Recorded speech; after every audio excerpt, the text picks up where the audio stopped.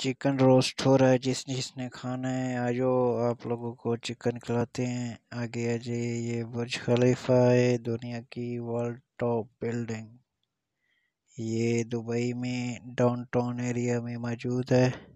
जब भी आओ इसका विजिट लाजमी करना। बहुत ही खूबसूरत बिल्डिंग है ये। और ये आ गई जी दुबई रेसिंग स्कूल।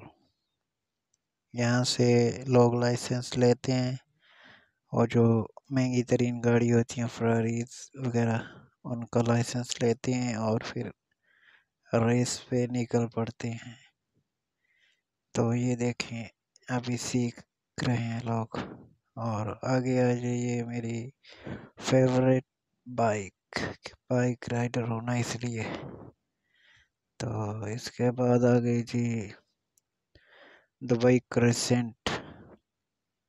वो लास्ट में देखो बोट जा रही है, कैसे उछल रही है देखिए समंदर के अंदर। माशाल्लाह कितना प्यारा व्यूज। क्या बात है जी, क्या व्यू आ रहा है यहाँ से। बहुत ही अच्छी अच्छी जगह हैं जो हमें देखने को मिल। वीडियो अच्छी लगी हो तो सब्सक्राइब कर देना।